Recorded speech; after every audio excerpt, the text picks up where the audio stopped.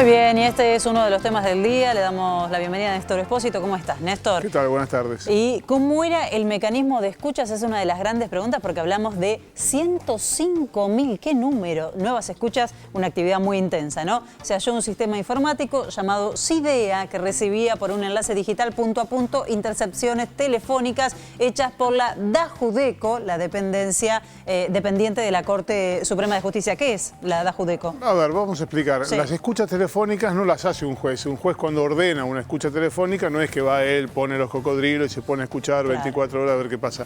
Hay una oficina. Durante el gobierno anterior al macrismo, durante el kirchnerismo, eso lo hacía el Ministerio Público Fiscal, lo hacía la Procuración General de la Nación.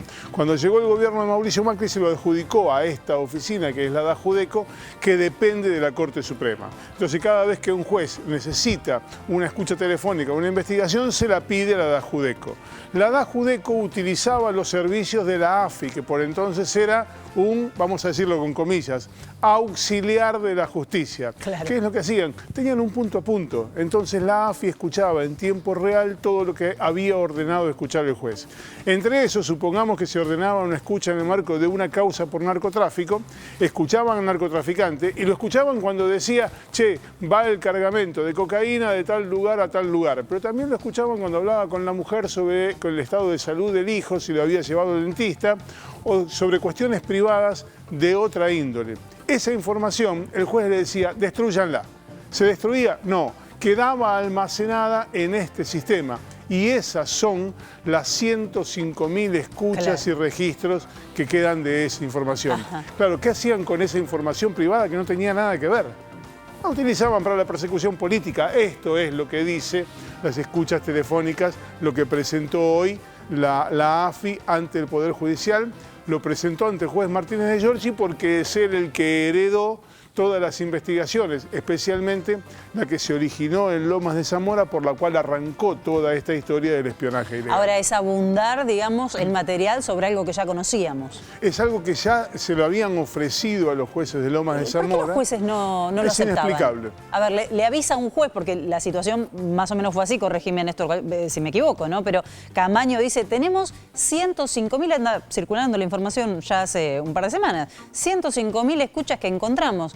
Pero la justicia, el Tribunal de Lomas de Zamora, parece que no tenía mucho interés porque se demoró para pedirlas. De hecho, no solo no se pidieron, sino que hasta hoy todavía no han sido presentadas. Hoy lo que hizo Camaño en un escrito de 4 páginas fue decirle al juez Martínez, hey, mire que tengo todo esto, por a lo si mejor le interesa. sirve. Usted está investigando espionaje ilegal, a lo mejor algo de todo esto le sirve para su investigación. Camaño dijo que el juez estuvo receptivo respecto de esto. Entre esas 105.000 escuchas hay algunas cosas que tienen que ver, por ejemplo, con lo que se escuchaba en los diálogos de los detenidos en el pabellón 1 de Ezeiza, los exfuncionarios detenidos allí, que conversaban con sus propios abogados. De esos audios salió la causa PUF.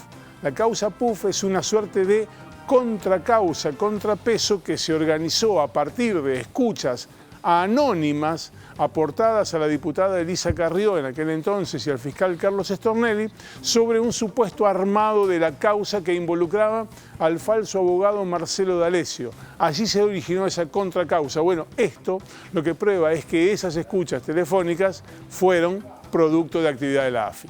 Bien, increíble. Vamos a ver si alguna de todas estas causas por espionaje llega en algún momento a un final, como debería ocurrir, ¿no? No tiene mucha pinta de que vayan a llegar a un final. No, muy lento. No parece. Muy lento y es muy grave. Además. Sí, claro. Vamos a compartir un fragmento más de lo que decía la titular de la interventora de la AFI, Cristina Camaño. Esto es lo que quedó guardado, a pesar de que los jueces, cuando en determinado momento siempre dicen, mándeme todo el material que tenga. Bueno, le mandaban los CDs, que recibían por otro lado, pero no le mandaban justamente los archivos de voz, que son los que encontramos nosotros. ¿Qué comprobaría qué causas, qué personas estaban siendo investigadas? Mirá, son 105.000, no tengo idea, pero... ¿Alguna se presume? Segovia, seguramente que también de Sousa, como que hay algunos, pero... Aquellos detenidos en el pabellón de Ezeiza. Eso está, hay varios. ¿Conocida como la causa Puf Puf? Exactamente, causa puff puff y las también escuchas entre los abogados y sus clientes, ¿no? Defensas. Totalmente ilegal, y sus defensas, exacto. Doctora, estos 105.000 audios, ¿por qué no se destruyeron en su momento? Bueno, eso hay que preguntárselo a Gustavo Arribas, ¿no? O a Silvia Magdalani. Evidentemente ellos se lo guardaron por algo. Esa es parte de la ilegalidad de la que estamos hablando. ¿Cómo era que se invertía el orden de la disciplina, del secreto y de la protección, en definitiva, de los defendidos, de los acusados? Mira, cuando se supone que el juez investiga y cuando encuentra algo sospechoso, le puede pedir a cualquier auxiliar de la justicia que escuche. Entonces le da una orden a la Dajudeco y le dice quién es la persona que va a retirar los CDs. En este caso se invirtió.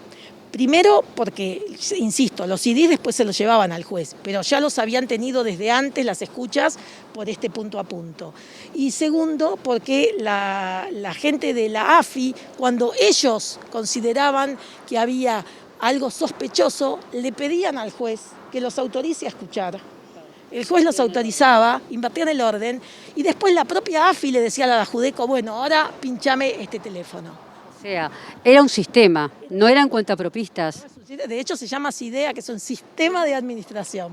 Con esto usted habla de que no hubo inteligencia estratégica para defender un Estado o los ciudadanos de un Estado, sino que era un sistema de espionaje. Espionaje ilegal, totalmente. Era un sistema de espionaje. Es lo único que se hizo.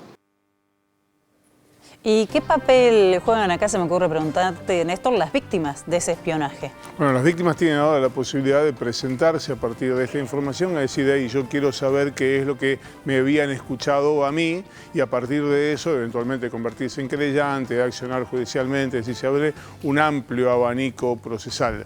Lo que sí debería ocurrir, digo debería porque en el Poder Judicial argentino no siempre lo que debería ser termina siendo, es que alguien diera explicaciones sobre esa conexión punto a punto entre un organismo que dependía de la Corte y la Agencia Federal de Inteligencia, en muchas ocasiones salteándose al juez, que era el principal interesado. Y además, ¿por qué en algunas ocasiones, no pocas, la propia AFI decía, tengo un dato que necesito que me intervenga en el teléfono? Iban y le decían al juez, vea, tenemos este dato, ¿por qué no me interviene este teléfono? Es decir, generaban desde la AFI el inicio de un expediente judicial que por lo general terminaba o teniendo impacto en la justicia o teniendo impacto mediático. Lo curioso de estas causas y de lo que estamos hablando hoy es que no hay nombres políticos, digamos, de los responsables políticos prácticamente no habla, supuestos responsables, ¿no? Porque tiene que avanzar en la justicia, pero si había un sistema de espionaje, alguien estaba al mando. Pero menos aún los supuestos responsables de ese espionaje ilegal,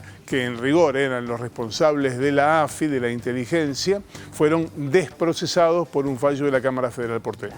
Gracias, Néstor. De nada.